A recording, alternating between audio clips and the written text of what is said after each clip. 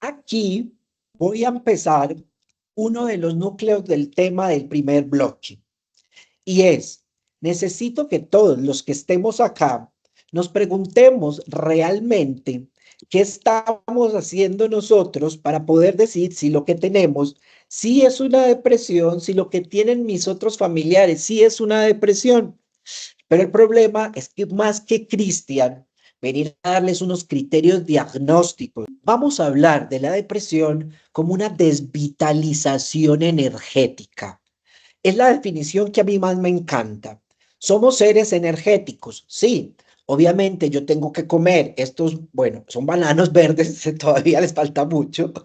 Bueno, esta manzana o esos manguitos para poder coger energía.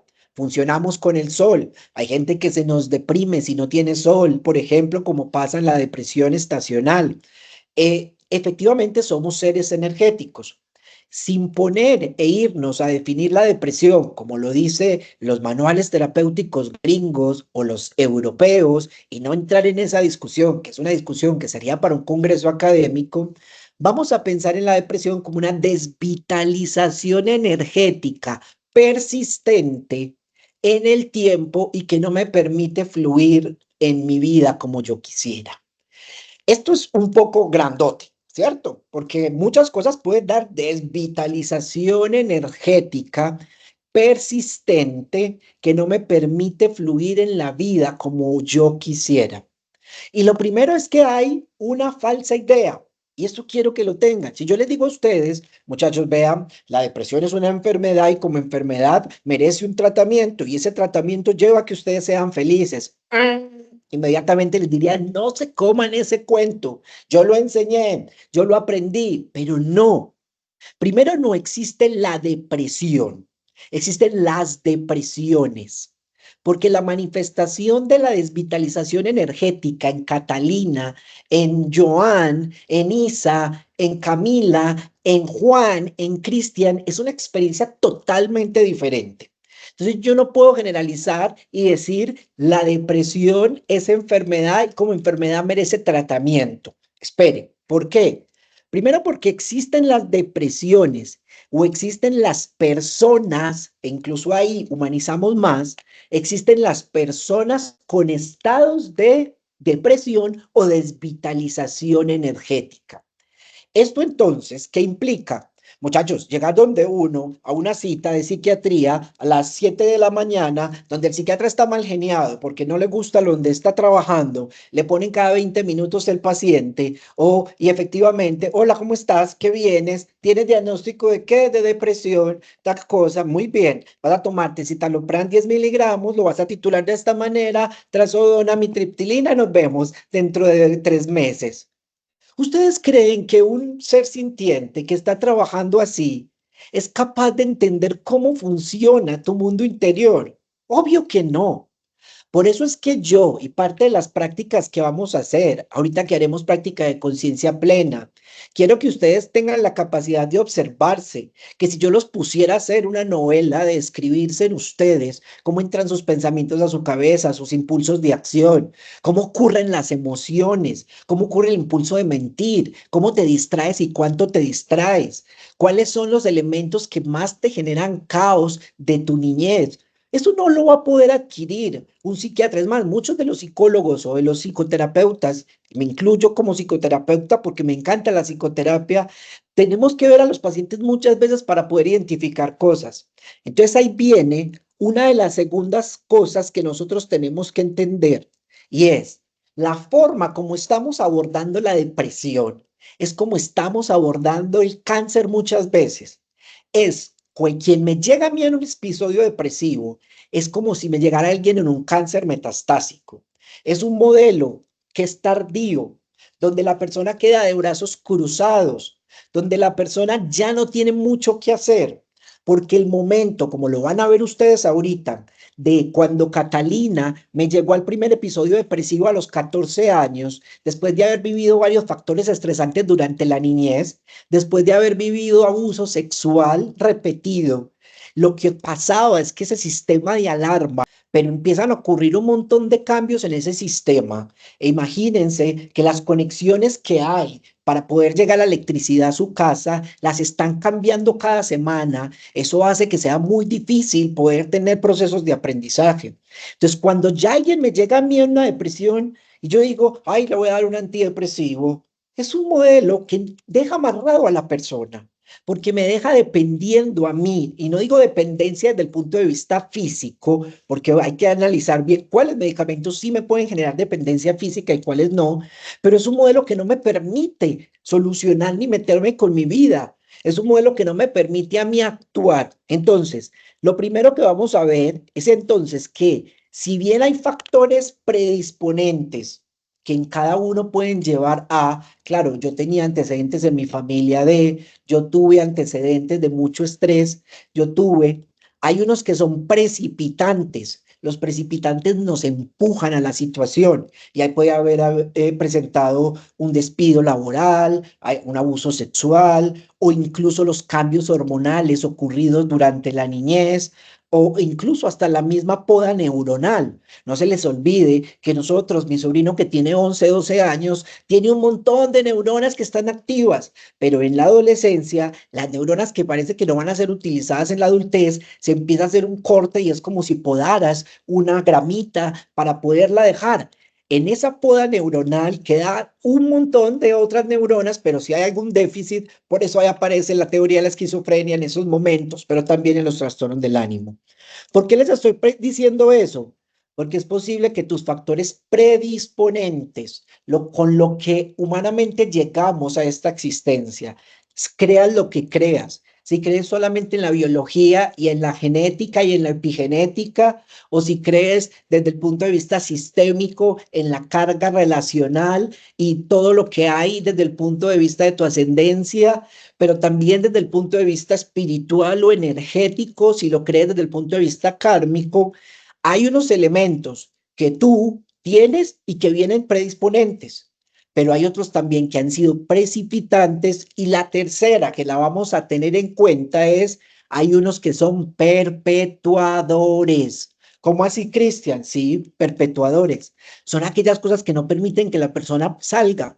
Es como el diabético, que a pesar de que tenía una familia con antecedentes de diabetes, con obesidad, con un montón de problemas en la niñez con la alimentación, siguió comiendo mucho, estuvo muy estresado, hizo la diabetes, ese fue el precipitante en su carrera, hizo mucho estrés y después los perpetuadores es que visitaban frecuentemente con su novia restaurantes, cocinaba, tenía una tienda, tenía un montón de patrones de pensamiento que no le permitían salir.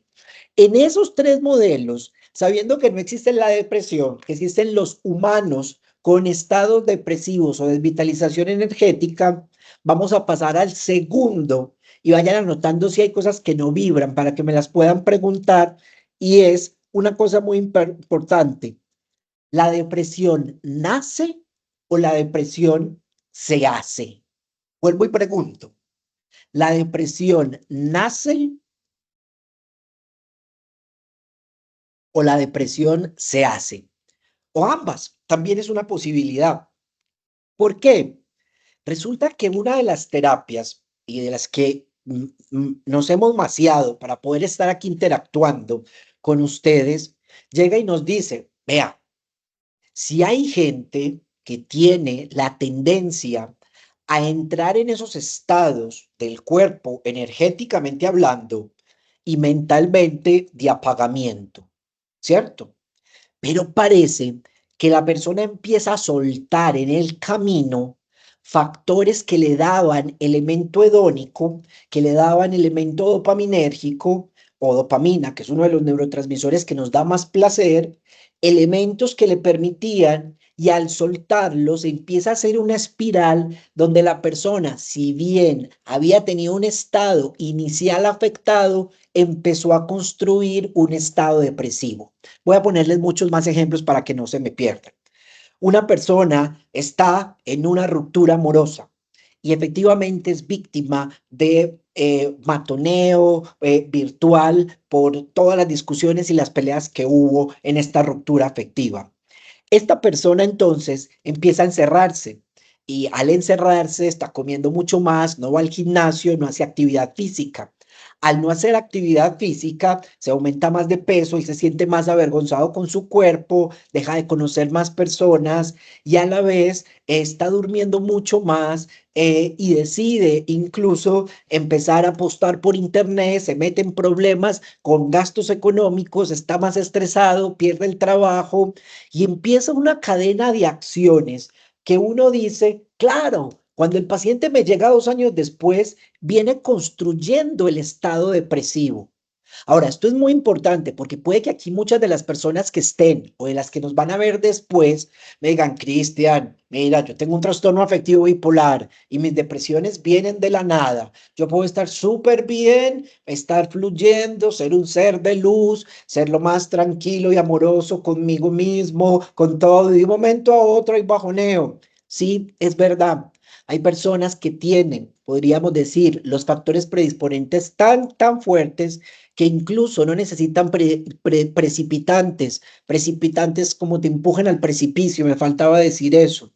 Pero la mayoría de las personas que yo veo, por no decir un 90 y punta por ciento, cuando nos ponemos a indagar en la primera cita, donde yo les digo, vení, hagamos una construcción longitudinal a lo largo de la vida, de todo lo que tú has vivido, empieza uno a darse cuenta que hubo un estado inicial, ya fuera de estrés, de no dormir, de problemas, y empezó a ponerle elementos o a construir realmente la depresión.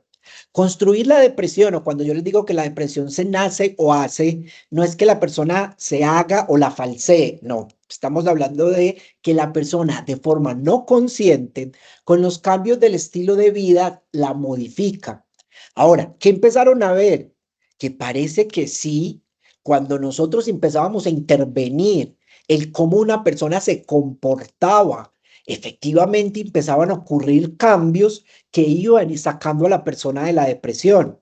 Ahora, ese no era el plan que nos estaban contando, porque nos decían, lo que nos decían es, tamice depresión, identifique gente depresiva con este test, empiece el antidepresivo. Si es depresión moderada severa, manténgala durante 12 meses, suspéndalo, después va a recaer un alto porcentaje, más o menos un 60-70%, vuelva a iniciar otro medicamento. Ese patrón es un patrón que no es el adecuado y es un patrón que es una visión que está errónea completamente. Cristian, pero es que ve, yo viví lo mismo, pero lo viví con psilocibina. Y yo, sí, pero no lograste ni autoconocimiento, ni te diste cuenta cómo construir una vida que merezca la pena ser vivida, no te diste cuenta cómo y qué tenías que sanar de los elementos que podían ser precipitantes para vos, cuáles son las trampas de tu mente, como lo vamos a ver ahorita en el segundo y en el tercer bloque, porque puede ser fluoxetina, psilocibina, ketamina venosa, o puede ser temazcal metido allá con unas piedras calientes cada mes, pues estás dependiendo igual de algo y no estás logrando poder entrar a tu psiquis, a trabajar realmente lo que tienes que ir trabajando.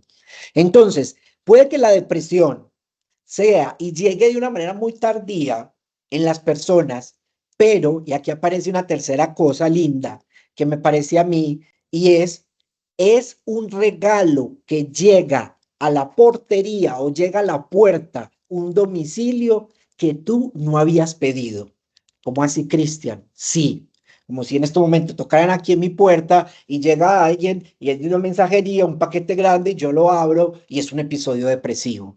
Sí, realmente nos llega, nos coge por sorpresa, pero si fuéramos más sabios, si tuviéramos la apertura de conciencia para poder observar que tener una relación paralela me está generando mucho estrés, que estar sobre trabajando más tiempo me está generando mucho estrés y a la vez hay muerte de las neuronas que quedan al lado del hipocampo o el parahipocampales, y cuando hay tanto estrés y la amígdala está activada, hay cambios cerebrales que llevan a que la regulación emocional se modifique y la persona empieza un estado depresivo, porque en la parte prefrontal, que es la parte de adelante de nuestro cerebro, específicamente en la zona de la mitad o en la parte ventromedial, hay zonas que se encargan de nuestra motivación y nuestra energía, pero yo, Cristian, inconscientemente, con mis acciones, con mi estilo de vida, con la manera como me relacionaba con el estrés, hace rato venía construyéndola.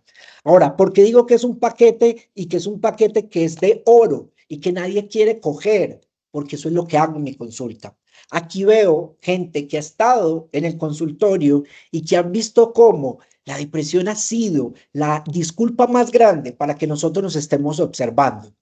Si las personas, hay muchas que están viviendo en piloto automático, sin saber ahorita cómo está la emocionalidad, se emborracharán, pondrán los cachos, se parcharán con otros, estarán haciendo ruido, escándalo, porque es mucho más fácil mirar afuera, porque es mucho más fácil distraerse con lo que hay afuera que mirarse hacia adentro. Entonces, van a ver ustedes que el estado depresivo llega, pero es la oportunidad gigante de aprendizaje para observarme. Si el estado depresivo no permite eso, si tú en la psicoterapia o en la terapia, tu terapeuta no te está permitiendo aprender lo suficiente, es porque estás en el lugar equivocado. Y no lo digo yo porque lo haga, lo digo yo porque ya lo viví. Y ustedes saben, y si no lo saben, pues pueden escuchar el podcast en Calma con Cristian Vargas, donde hablo del momento en mi episodio depresivo. ¿Y cómo fue eso? El elemento más lindo que me pudo haber llegado a mi vida, lo que me permitió dar un vuelco, mandar a la universidad por allá muy lejos, para que no me bloqueen después si publico esto, investigación, estar ganando muy bien y decir, quiero vivir una vida que merezca la pena ser vivida, que yo me la soye, que yo sea el que quiera entregar los mensajes. Y eso llevó a dar un vuelco que en los 2 últimos años ha puesto el elemento vital en mi vida y que hoy me tiene acá. Porque ustedes se preguntarían por qué no estaría mejor Cristian con sus sobrinos, con su hermana, con sus hermanos, con sus papás, una tarde de domingos. ¿Por qué tendría que hacer todo ese montón de cosas para que se inscribieran un montón de personas, para que solo el 10% se conectara, para que ta, ta, ta, ta, ta, ta, ta? ¿Por qué? Porque creo que realmente estamos equivocados en la forma como vemos y abordamos la depresión. Entonces, es oro. Y ahorita vamos a ver cómo le vamos a coger ese oro. Y vamos con los 2 o 3 últimos elementos sobre el cambio del paradigma depresivo para abrir un espacio de pregunta, práctica y primer descanso para ir al baño. Listo. Habíamos hablado entonces que no existe la depresión, sino los humanos o las personas con estados depresivos o desvitalización energética. Que la desvitalización energética es un estado tardío y que como estado tardío ya hiciste y hubo muchos cambios en el cuerpo y en la mente para poder llegar allá. Ese paquete que nos llega como un paquete chileno es una pista, es una herramienta para nosotros observarnos, mirar hacia adentro y empezar a acomodar el Tetris.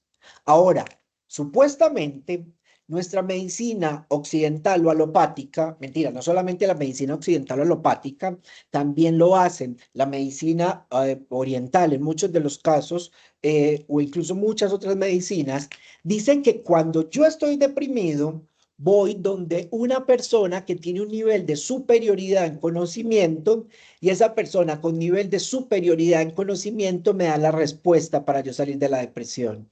Eso es ilógico y ya se los empezaba a decir a ustedes desde ahora. Eso no tiene lógica, eso es algo que no concuerda. ¿Por qué? Porque en esta nueva enfoque, en esta forma de ver, el terapeuta y el paciente están al mismo nivel y juntos, de una manera colaborativa, vamos a identificar cuáles son los elementos que hacen parte de esos predisponentes, precipitantes y perpetuadores. Pero no el otro va a llegar a decir qué pone sobre mi cuerpo, qué tareas me pone sobre mi vida, qué debo dejar y no dejar, a quién debo soltar y no soltar. Y ahí viene la parte fuerte, porque las terapias basadas en conciencia plena o las terapias que vamos a tener el enfoque hoy, nos dice, a mí no me sirve un médico que me diga que deje de fumar cuando yo lo veo fumando afuera. A mí no me sirve. ¿Por qué? Porque en terapias contextuales necesito que el terapeuta se haya metido, sepa qué es meditar, sepa qué es observar el impulso de acción. Ahorita que vamos a observar los pensamientos y que vamos a ver cuáles son las principales distorsiones cognitivas que nosotros tenemos y cuáles son las trampas, si el terapeuta ni siquiera lo ha hecho, ¿cómo va a poder acompañar? Muchos dirán, sí, hemos acompañado gente y no hemos tenido que estar en duelos ni en momentos severos, pero es que aquí, para poderle ayudar al otro a funcionar como un espejo, para que el otro tenga la sabiduría, la respuesta, que no tenga que seguir gurús, que no tengan que decirle cómo vivir, porque su sabiduría interior es mucho más grande. Las mismas personas me dicen, doctor, ya sentí lo que me hace daño, pero todavía no siento la fortaleza para soltarle. ¿Quién soy yo para decir que tiene que soltar esa relación paralela? Pero lo que aquí cambia es que baja del pedestal al terapeuta y permite una comunicación donde la persona puede decir, Cristian, yo siento que no estoy preparado para eso que me estás diciendo de adicionar ese otro medicamento. O Cristian, yo creo que es momento de que pongamos algo porque la angustia y la ansiedad me está disparando muchísimo. Entonces, eso y con lo anterior nos hace una pregunta, y yo sé que muchos de los, si están aquí psicólogos, colegas psiquiatras, pues les va a generar también un poquito de recelo. ¿Cómo es posible que en pleno 2024, cuando hablamos de, entre comillas, prediabetes, que obviamente no es el término oficial, o prehipertensivo, o identificamos el cáncer cuando está in situ, metido en el tejido, cuando está ahí en la citología y lo vemos a microscopio, tenemos que esperar que los sujetos lleguen a un estado depresivo con ideación de muerte, con disfuncionalidad, para que entremos ahí sí los especialistas de salud mental, que realmente no somos especialistas en salud mental, somos especialistas en enfermedad mental. Y nos han enfocado solo para tratar la enfermedad mental. Y esta es la diferencia de lo que se plantea en consentido. Porque consentido, ¿qué viene a decir? Y no lo digo yo, lo dicen otras personas. Yo quiero que ustedes sepan cultivar su bienestar mental, su felicidad compartida, su visualización positiva, la capacidad de ustedes con gratitud y ejercicios empezar a, ¿por qué? Porque a diferencia de que si ustedes tienen, imagínense que todos tenemos, a cada uno nos dieron un lotecito de 3000 metros por ahí en una pueblecito, en que usted va y eso tiene mucha maleza. Y usted dice, no, esto no vale nada, esto tiene demasiada maleza, qué bobada. Y va y le echa machete y bueno, quita la maleza. De los 15 días vuelve y otra vez quita la maleza. Yo llego y le digo, vení, hagamos una cosa, ¿por qué no sembramos unas yucas allí, flores por acá? Yo no sé de sembrar mucho, pero yo voy y le meto la mano. Y empezamos a ver que las mismas plantas, los mismos árboles, las mismas flores controlan la maleza. Entonces, ¿qué es lo que pasa? Tenemos un montón de gente que no tiene depresión, pero que tampoco se vive una vida que merece la pena ser vivida. Gente que está con antidepresivos, que no les enseñamos a cultivar su bienestar mental. Gente que no sabe cómo poder, así como se entrena el músculo bíceps o así como se entrenan los pectorales o se entrenan todas los músculos, no saben cómo entrenar los músculos del optimismo, de la conciencia plena, del saboreo, de la felicidad compartida. Entonces, ¿pero qué? ¿Cuál sería entonces la respuesta? No, no, no, vaya, vaya y corte la maleza. Y ese es el enfoque que si bien nos puede servir en algunos momentos, no es el que yo quiero transmitir inicialmente. Entonces, basado en esa crítica grande, quiero que ustedes piensen, vamos a hacer una pequeña práctica, vamos a hacer práctica de conciencia plena a lo largo de todo este rato. Vamos a hacer una pequeña práctica y después de la práctica vamos a abrir un espacio de preguntas para esta primera cuestión o este primer cuestionamiento sobre el paradigma de la depresión. Ahora, acuérdense que les dije desvitalización energética. Si tú crees en medicina ayurvédica y crees que tus doshas están desequilibrados y es lo que lleva a la desvitalización energética, si tú crees en las neurociencias y te das cuenta y crees que es un desequilibrio de neurotransmisores, que realmente eso es una falsa percepción, o sea, nos dijeron, sí, eso aumenta serotonina, pero pues ese no es el mecanismo porque uno tiene depresión. Yo no tengo depresión o no tuve depresión porque me faltaba serotonina a mi cerebro y entonces por eso entonces tomo medicamento X para aumentar la serotonina y la noradrenalina. No, me dio depresión porque había unas consecuencias de las acciones que tenía y tenía que encargarme de mi vida y podía y puedo volver a repetirla si no estoy muy claro en lo que llevamos, ¿cierto? Entonces, esto es un cuestionamiento inicial porque los quiero así de abiertos.